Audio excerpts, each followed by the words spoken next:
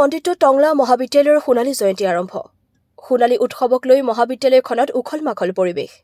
ওদালগুৰি জিলাৰ উচ্চ শিক্ষাৰ এক অগ্ৰণী শিক্ষা অনুষ্ঠান টংলা মহাবিদ্যালয়ে গৌৰৱোজ্জ্বল ৫০টা বৰ্ষ অতিক্ৰম কৰা উপলক্ষে আজি শনিবাৰৰ পৰা ব্যাপক উৎসাহ উদ্দীপনাৰে আৰম্ভ হৈছে মহাবিদ্যালয়খনৰ সোণালী জয়ন্তী সমাৰোহ।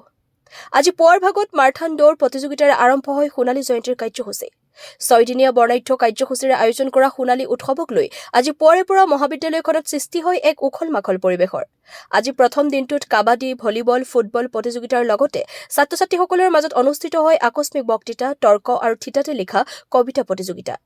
ইপিনে আজি পুৱাৰ ভাগত ৰাজ্যিক পৰ্যায়ত অনুষ্ঠিত প্ৰাইজমণি মাৰাথন দৌৰ প্ৰতিযোগিতাত লামডিঙৰ ৰিংকু দাসে প্ৰথম স্থান দখল কৰাৰ বিপৰীতে দ্বিতীয় আৰু তৃতীয় স্থান অধিকাৰ ক্ৰমে ঢেকিয়াজুলিৰ অভিষেক মাহালী আৰু হাতীগাঁৱৰ জিমি কুজুৰে।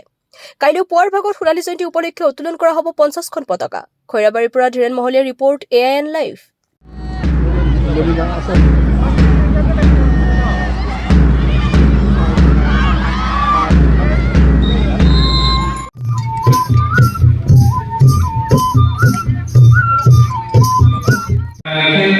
আমি বহু দেখা পাইছিলোঁ, কিন্তু পুলিচ প্ৰশাসন এইবিলাক সকলো বন্ধ কৰা। আজিকালি মানে কি হ'ল, ছ'চিয়েল মিডিয়াত এডভাৰটাইজ আহে টিপানী আৰু কি বুলি কয় এইটো ফিজ বাম এইবিলাক গোটেই মানে এভৰিথিং আহে, মানে বোনাছ পায়, 100 টকা বোনাছ পাব, এইটো কিলো একদম লিংক আহি যায়। এইবিলাক দেখা পায় ছ'চিয়েল মিডিয়াতে আহে, হয় নহয়? ছ'চিয়েল মিডিয়াত দেখোঁ।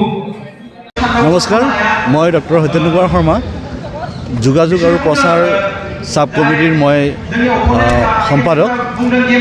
সকলোৱে গম পাইছে নিশ্চয় যে আমাৰ টংলা মহাবিদ্যালয়ে যি ৫০ বছৰীয়া ইতিহাস তাক সোঁৱৰণ কৰিবৰ কাৰণে আজি ফেব্ৰুৱাৰী ১ তাৰিখ ২০২৫-ৰ পৰা ফেব্ৰুৱাৰী ৬ তাৰিখলৈকে ৬ দিনীয়া বৰ্ণাঢ্য কাৰ্যসূচীৰে আমাৰ এই যি সোণালী জয়ন্তী উৎসৱ, এই উৎসৱ উদযাপন কৰিবৰ কাৰণে আমি আগবাঢ়িছোঁ।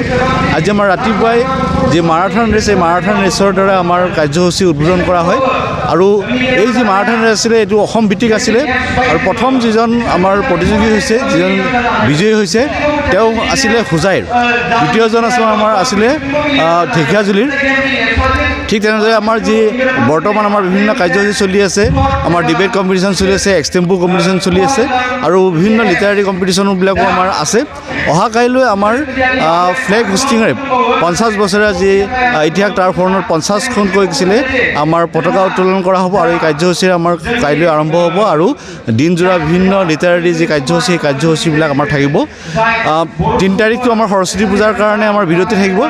৪ তাৰিখে আমাৰ যি সতীৰ্থ সন্মিলন, এই সতীৰ্থ সন্মিলন থাকিব। আপোনালোকক জনাবলৈ সুখী হৈছোঁ যে আমাৰ মহাবিদ্যালয়ৰ প্ৰথমৰ পৰা যিসকল ছাত্ৰ-ছাত্ৰী, প্ৰাক্তন ছাত্ৰ-ছাত্ৰী আছিলে, একেবাৰে ১৯৭১ চনৰ যিগৰাকী আমাৰ ছাত্ৰ একতা সভাৰ সম্পাদিকা আছিলে, তেওঁ ইয়াত উপস্থিত থাকিব। সেই বৰ্ষৰে বিভিন্নজন থাকিব, আৰু এই ৫০ বছৰৰ বিভিন্ন যি প্ৰাক্তন ছাত্ৰ-ছাত্ৰী আৰু প্ৰাক্তন আমাৰ যি কৰ্মচাৰী, তেওঁলোক সকলোৱে আমাৰ এই সন্মিলনত উপস্থিত থাকিব। গতিকে এখন খুব ভাল এটা প্ৰগ্ৰেম আমাৰ হ'ব। আমি তাৰ পৰা আমাৰ মহাবিদ্যালয়খনৰ যি ইতিহাস তাক জানিব পাৰিম। আমাৰ ৫ তাৰিখে আমাৰ কালচাৰেল প্ৰদৰ্শন থাকিব। জনাবলৈ সুখী হৈছোঁ যে আমাৰ এই অঞ্চলৰ প্ৰায় ৫৪টা আমাৰ বিভিন্ন সংগঠনক আমি ইয়াত অংশগ্ৰহণ কৰিবৰ কাৰণে মাতিছোঁ। আৰু টংলা অঞ্চলৰ বা এই ওদালগুৰি অঞ্চলৰ নিশ্চয়কৈ এটা অতি উল্লেখযোগ্য এটা সাংস্কৃতিক এটা আমাৰ প্ৰচেষ্টা এইটো আৰম্ভ হ'ব।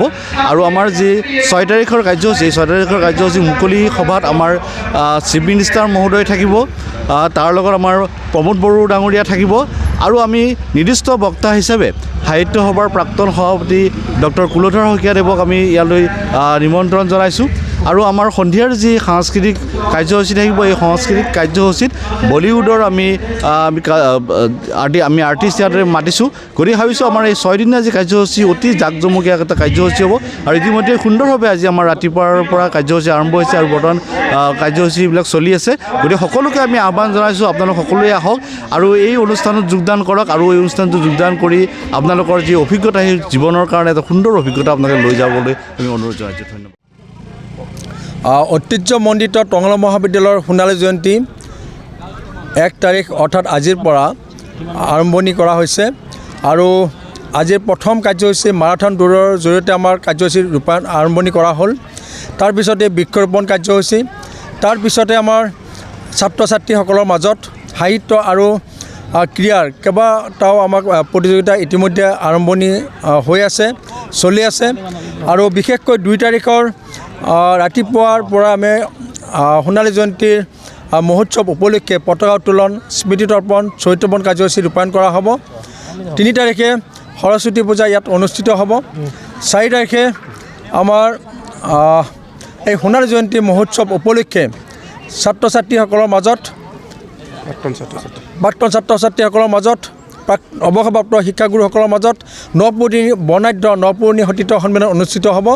এই নপুৰণি সতীৰ্থ সন্মিলনলৈকে আমাৰ অৱসৰপ্ৰাপ্ত শিক্ষাগুৰুসকল, ছাত্ৰ ছাত্ৰীসকল, বিষয়া কৰ্মচাৰী সকলোৰে উপস্থিতি আমি আন্তৰিকতাৰে কামনা কৰিছোঁ। আৰু 5 তাৰিখে এই সোণালী জয়ন্তী মহোৎসৱ উপলক্ষে বৰণীয়া সাংস্কৃতিক শোভাযাত্ৰা উলিওৱাৰ আমি প্ৰচেষ্টা ইতিমধ্যে আৰম্ভণি কৰিছোঁ। ইতিমধ্যে প্ৰস্তুতি চলি আছে। আৰু এই বৰ্ণাঢ্য সাংস্কৃতিক শোভাযাত্ৰাত অসমৰ কেইবাগৰাকীও জনপ্ৰিয় অভিনেতা অভিনেত্ৰী অংশগ্ৰহণ কৰিব। বিশেষভাৱে আমাৰ এই সাংস্কৃতিক শোভাযাত্ৰাত অংশগ্ৰহণ কৰিব জনপ্ৰিয় অভিনেত্ৰী অমৃতা গগৈ, হেলিনা দৈমাৰী, বিপুল ৰাভাকে ধৰি। গতিকে আমি আশা ৰাখিম এই বৰ্ণাঢ্য সাংস্কৃতিক শোভাযাত্ৰাৰ জৰিয়তে আমি সমগ্ৰ দেশবাসীক আমি এটা বাৰ্তা প্ৰেৰণ কৰিব বিচাৰিছোঁ যে টংলাখন যিহেতু বিভিন্ন জাতি জনগোষ্ঠীৰ এখন সমন্বয়ৰ মিলন ক্ষেত্ৰ, আৰু বিভিন্ন জাতি জনগোষ্ঠীৰ আমাৰ যিমানবিলাক সাংস্কৃতিক সমল আছে এই সমলসমূহ আমি প্ৰকাশ কৰাৰ কাৰণে, পৰিৱেশন কৰাৰ কাৰণে ইতিমধ্যে প্ৰস্তুতি কৰিছোঁ। তাৰ লগে লগে 6 তাৰিখে এই মুকলি সভা অনুষ্ঠিত হ'ব।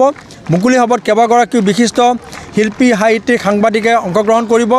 তাৰ লগে লগে ৰাজনৈতিক দলৰ কেইবাগৰাকীও মন্ত্ৰী মকে ধৰি BTCৰ মুখ্য কাৰ্যবাহী বিষয়াকে ধৰি অসম বিধানসভাৰ মাননীয় অধ্যক্ষ মহোদয় ইয়াত অংশগ্ৰহণ কৰিব।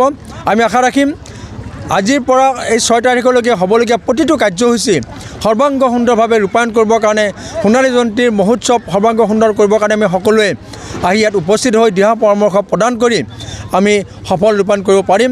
তাৰ লগে লগে 6 তাৰিখৰ এই মুকলি সভাতে টংলা মহাবিদ্যালয়ৰ এই সোণালী জয়ন্তী মহোৎসৱৰ স্মৃতি ধৰি ৰাখিবৰ কাৰণে সোণালী স্মৃতি নামৰ এখনি 4টা ভাষাত, অসমীয়া, বড়ো, ইংৰাজী আৰু বেংগলী ভাষাত এখন সৰ্বাংগ সুন্দৰ স্মৃতিগ্ৰন্থ প্ৰকাশ কৰা হ'ব।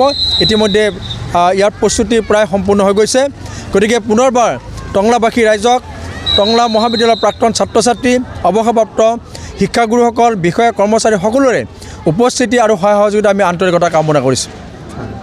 যিকোনো খবৰ আৰু বিজ্ঞাপনৰ বাবে যোগাযোগ কৰক 7896121996 লগতে 7002537271।